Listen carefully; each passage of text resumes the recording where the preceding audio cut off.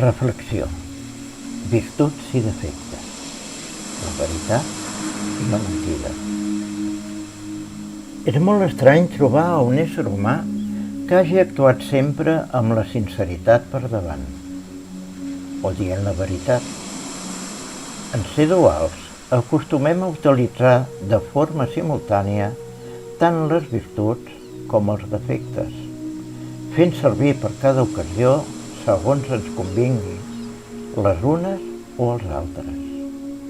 I en molts casos tenim la suficient habilitat d'utilitzar ambdós a la vegada. Avui del que parlarem serà de virtuts i de defectes. En concret, parlarem de la veritat i de la mentida. I ho farem també amb la finalitat de poder entendre i controlar en la mesura del possible aquests defectes i potenciar la virtut. Tot sabent que és més difícil i complicat mentir que dir la veritat. Però, com que els éssers humans som problemàtics, ens encanta reptar a la dificultat, preferint mentir i no optar per la senzillesa de dir la veritat. Per això, quan sabem que estem mentint, fem tot el possible de disfressar aquesta de tal manera que inclús nosaltres ens la creiem, arribant, si és necessari, a embolcallar-la en paper de plata i posant-la dins d'una cistella plena de llaçades d'or o de color de rosa. Per altra banda, no cal disfressar la veritat, perquè ella, per molt crua que sigui, mai va vestida. Es presenta nua, tal com és. Quan ens involucrem amb els defectes, ens introduïm en un bucle molt difícil de sortir.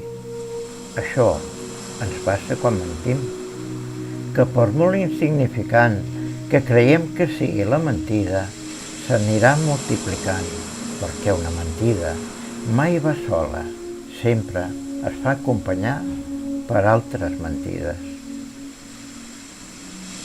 Tantes vegades creiem que podem dir les veritats a mitges o que podem mentir de manera piadosa. Però, en realitat, hem de saber que una veritat igual que una mentida mai són a mitges. Elles són sempre mentides. I les mentides piadoses no existeixen. Les mentides són mentides i com tals, tard o d'hora, quan es trobin amb la veritat, deixaran de ser piadoses, transformant-se en cruels. Quan fem servir una mentida per tapar una veritat, tard o d'hora, ens hem d'adonar que aquesta és com un somni, que es transforma en un malson i que quan despertarem ens trobarem amb la realitat. Moltes vegades creiem que no s'ha de dir sempre la veritat, aplicant el raonament que la sinceritat no és sempre beneficiosa, presumint fins i tot que no dir la veritat en segons quines ocasions és una virtut. Vaja, que en moltes circumstàncies no s'ha de ser sincer, perquè dir la veritat o aplicar la sinceritat pot fer mal als altres. Però no és així, ja que si amaguem una veritat per tal d'evitar el que creiem que podria ser un possible mal, en realitat el que estem fent és mentir, ja que no dir una veritat també és mentir. I com a resultat, tard o d'hora, se sabrà la veritat i quan passi apareixerà el dolor que volies evitar, sumant-se a ell, el que provocarà descobrir que ha estat enganyat. I aquest fet pot provocar a la vegada una pèrdua de confiança vers el que ha tapat la veritat.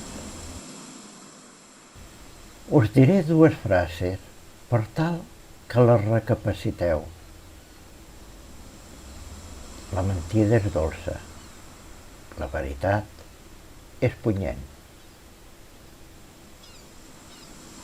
Ara diré la mateixa frase, però canviant els adjectius.